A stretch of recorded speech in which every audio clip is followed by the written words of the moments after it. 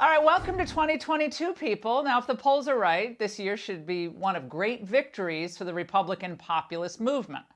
Now, across the country, the grassroots is unified behind policies that already make life better for working Americans of all backgrounds.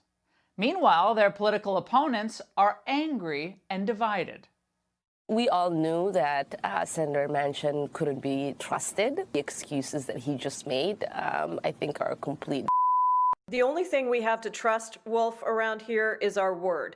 And it's unfortunate that it seems we can't trust Senator Manchin's word. Even AOC knows that the only way you can have fun these days, you have to leave the mandate states and go to places like sunny Florida. But winning in November isn't going to be enough. Republicans need a governing agenda that they can implement right out of the gate. We can't wait until 2024. No way. We need members of Congress who are ready to govern now, and committee chairmen who will use their oversight authority to keep the Biden administration in line. We need draft legislation, that's what I'm talking about, that can fix the broken policies still in place. Now, Republican governors like Ron DeSantis are already showing what a difference good government can actually make. You look what's going on in other states. They're letting hysteria drive them to doing really damaging things. We are 100% committed to making sure that people are able to live their lives, that our kids are able to get an education, that people's businesses are able to operate, and that people have jobs. And so that is just non-negotiable. And now it's time to take our movement nationwide. The Angle platform includes 4 major planks. First, saving our freedom. Now, both the federal and state governments exceeded their constitutional authority in myriad ways. They destroyed countless lives in the name of public health. Their extended use of emergency authority without legislative approval was and is an abomination and anti-democratic. The consequences were devastating. Now, only now are the so-called experts verbalizing the truth that we told you 21 months ago. There is the danger that there will be so many people who are being isolated, who are asymptomatic for the full 10 days, that you could have a major negative impact on our ability to keep society running. So the decision was made. Let's get that cut in half. And a cloth mask is not going to protect you from a virus that spreads through airborne transmission. Don't wear a cloth mask. Cloth masks are little more than facial decorations. We must never again allow government by unaccountable experts. No more lockdowns, no more school closures, no more vaccine mandates, no more random testing, mask requirements, all of it. It all must end when Republicans take over. And you're not really free, speaking of freedom, if you're terrified of walking down the street. Fighting crime, we know it's mostly a state responsibility, but we need to put the pressure on and keep it on. The GOP needs to be the party of safe streets. Now, we're tough on criminals because we love our people, our law-abiding Americans. So my question is, does Lori Lightfoot really love her city? Certainly gangs and violent criminals love her because they're literally getting away with murder. Chicago had its deadliest year in a quarter century, nearly 800 homicides. It's tragic. And being truly free also requires that we resist any and all efforts to undermine our system of free and fair elections. Democrats can never be allowed to pass their bill to nationalize election laws. The GOP has to say no to ballot harvesting, no to gutting voter ID laws, and no to using COVID as an excuse to change the election rules. Now, the mail-in ballot push, we knew this was going to happen. It's already begun in New York, and this has been their plan all along. Instead, Republicans have to make sure that we return to the same common sense principles that governed our elections for decades. And we will know the results on election night. Oh, yes, we will. And speaking of rule changes, here's the newest threat to our freedoms from Senate Democrats trying to end the filibuster. Because if we don't change the rules, the Republicans will block this and our democracy could be at risk and even wither in real ways. But back in 2005, when Republicans held the majority in the Senate, Schumer felt another way. They want, because they can't get their way on every judge, to change the rules in midstream, to wash away 200 years of history. They want to make this country into a banana republic. It'll be a doomsday for democracy if we do. A doomsday for democracy. Well, his move, of course, to end the filibuster now smacks of pure desperation. He knows he doesn't have the votes the old-fashioned way, and that they're going to get wiped out in November under the old rules.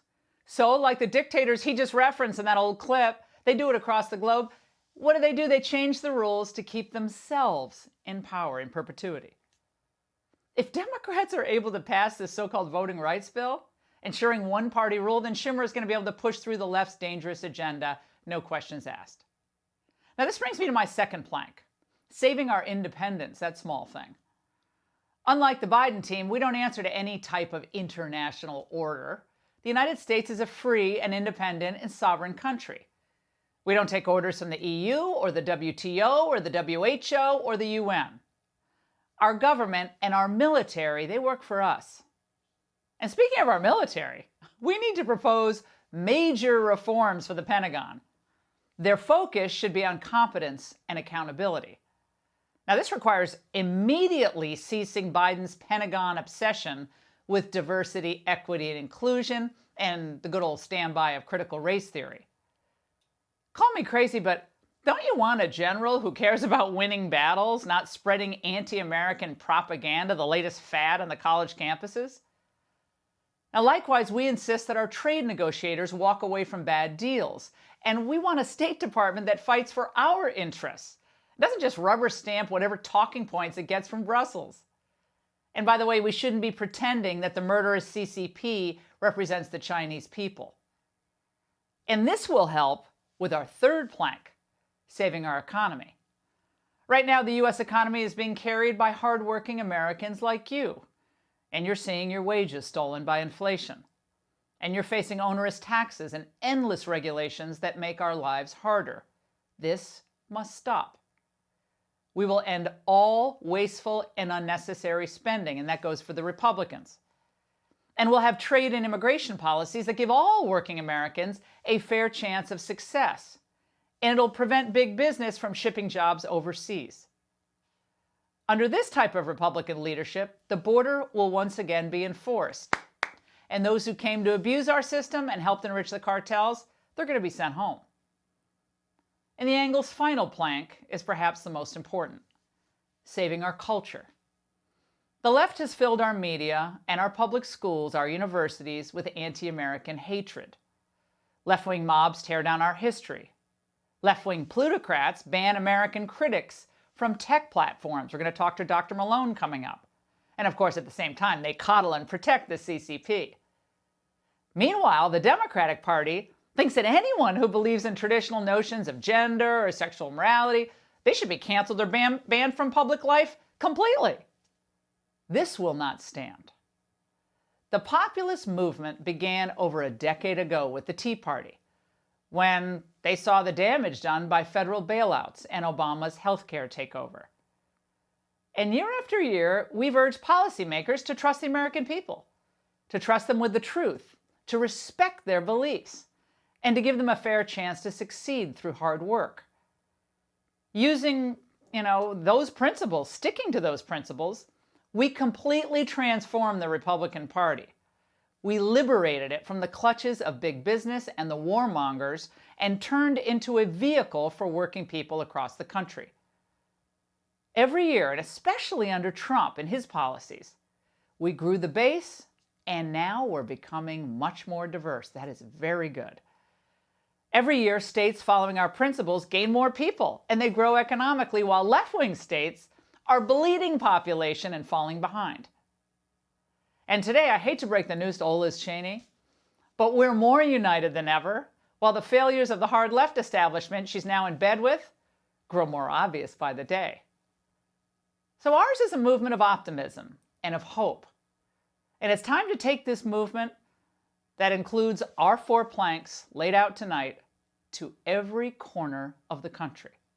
And that's the angle. Hey, Sean Hannity here. Hey, click here to subscribe to Fox News YouTube page and catch our hottest interviews and most compelling analysis. You will not get it anywhere else.